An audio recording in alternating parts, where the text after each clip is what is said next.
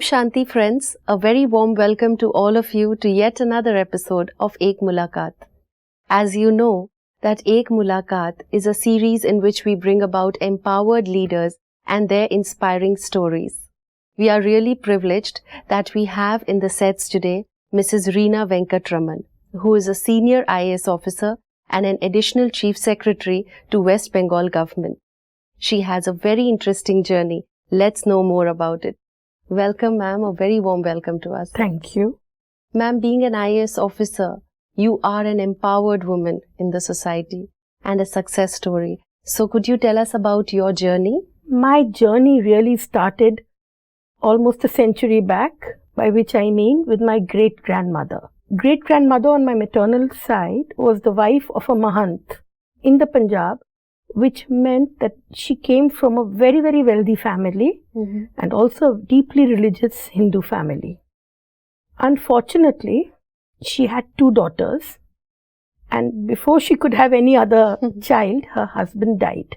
Immediately, she was cursed and told that she had not only failed to give the family an heir, she had also eaten up her husband, as was said, and she was thrown out, saying that she was lucky that she was not being killed, taking her two daughters, one of whom was 2 years old and the other was 5. Within a matter of days, from being a rich woman with the world at her feet, she became a destitute with 2 small children.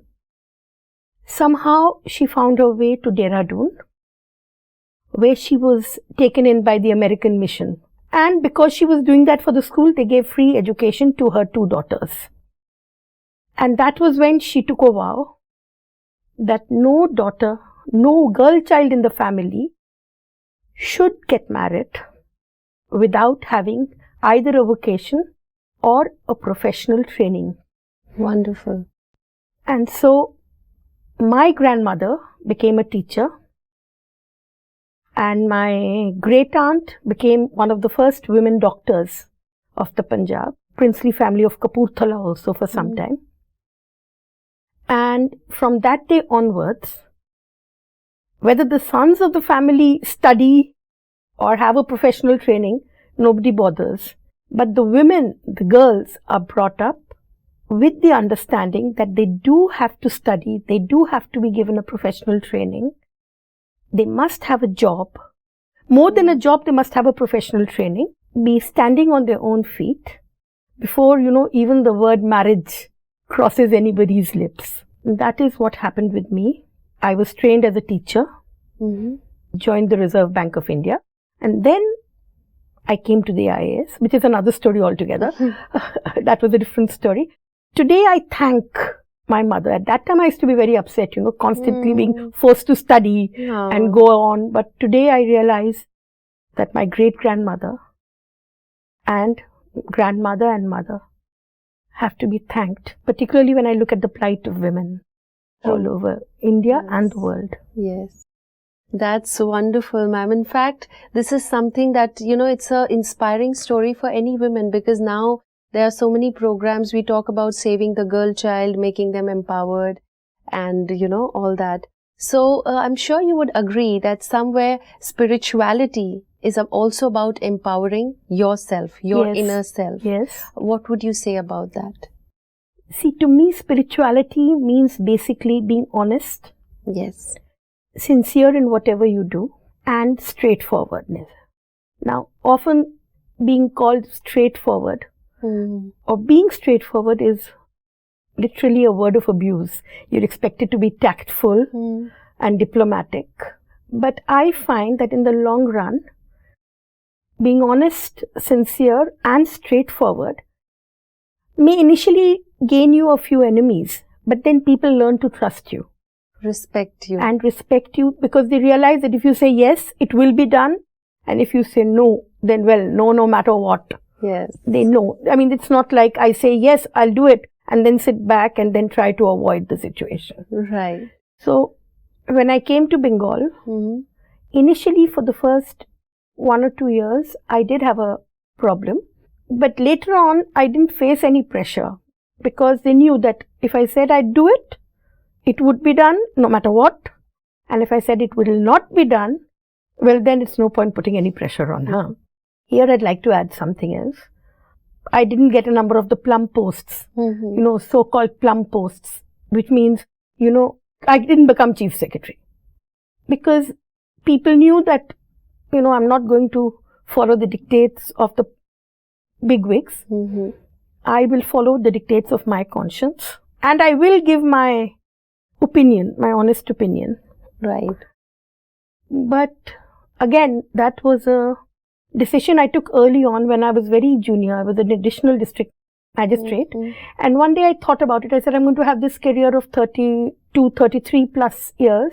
The other is, I do what I think is right and accept that I may never get these posts. And then I thought about it and thought about it and thought about it. And then I said, well, in the end, maybe, a little slip and I may not get those posts. Right. And then where will I be? I'd have spent a life, suppressing my conscience, suppressing myself. For what? For nothing. No, I'd rather do what I think is right. I may be mistaken in what I think is right, but at least it will be according to my conscience. And then the rest is up to God. True. Yeah. And, but ma'am, today, if you see the youth, there are challenges, there are ambitions, and somewhere the society is getting eroded, so-called, the erosion of values.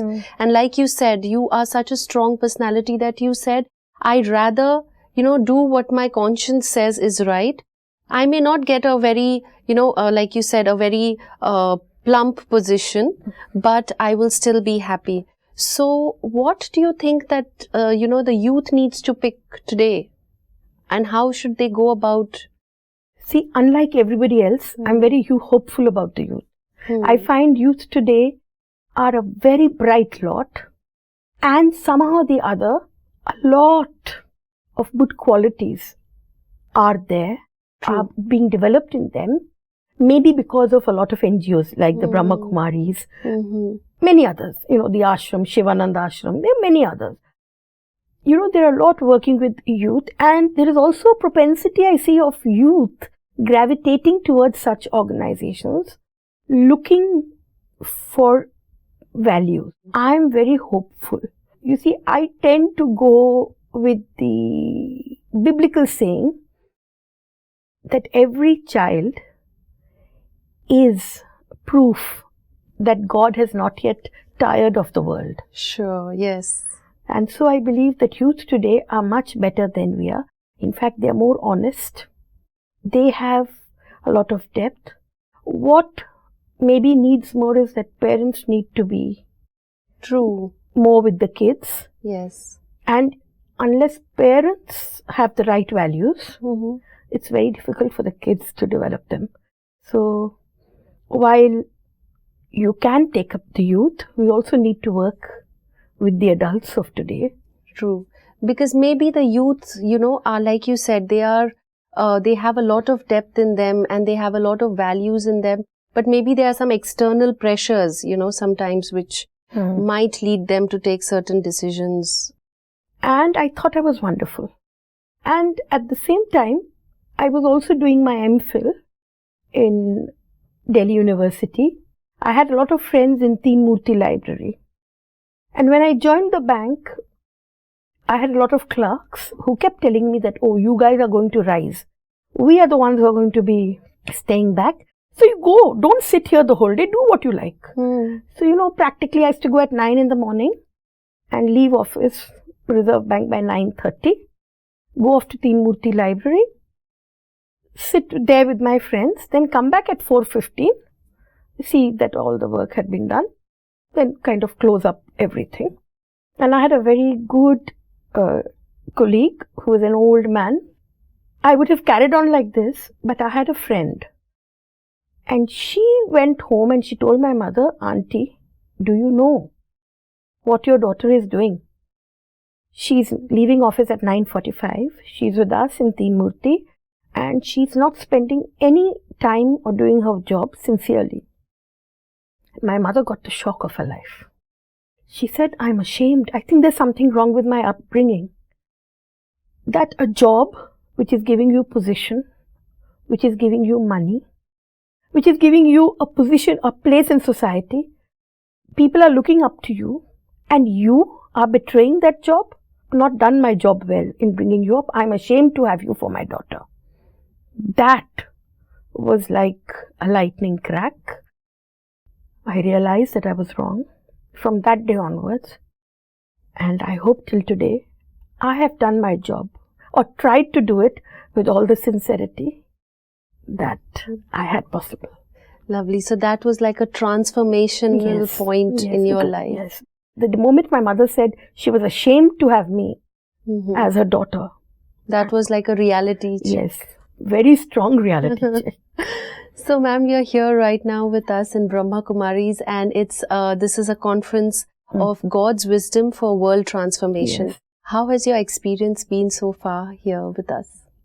It's been a wonderful experience. But we've been here only for 2 days. But what I have always admired about the Brahma Kumaris is that each one has a glow on her face, is extremely serene.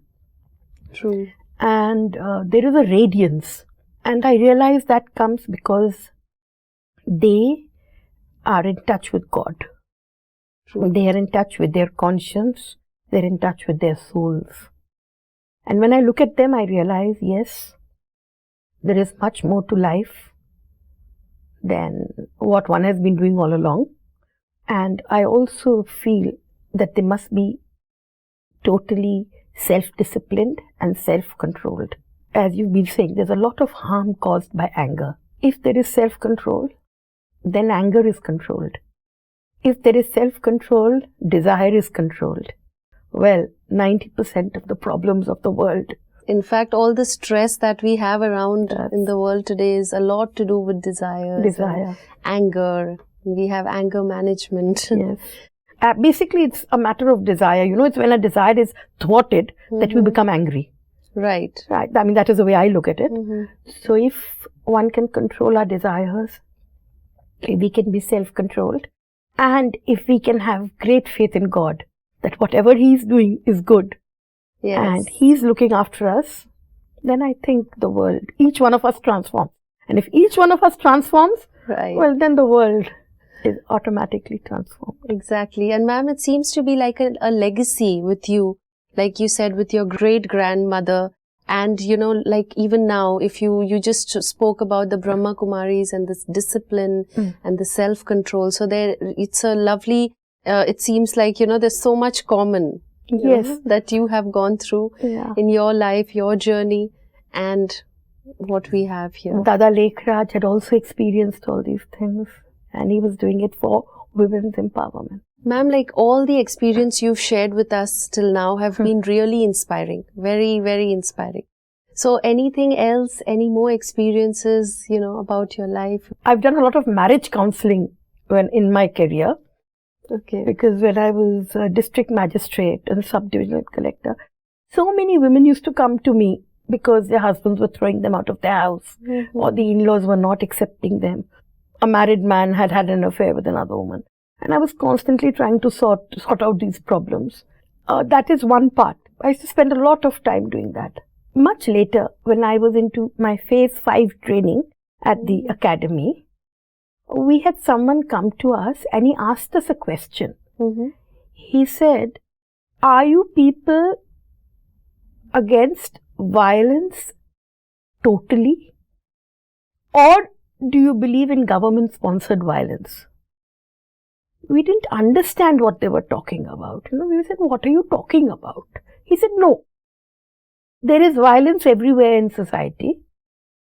Are you against total violence? Or do you accept government-sponsored violence? I didn't realize. I wondered what he was saying. What is he talking about? And then suddenly it struck me that yes, we in government often sponsor violence, or we sit back and watch it being done. I'll give you an example.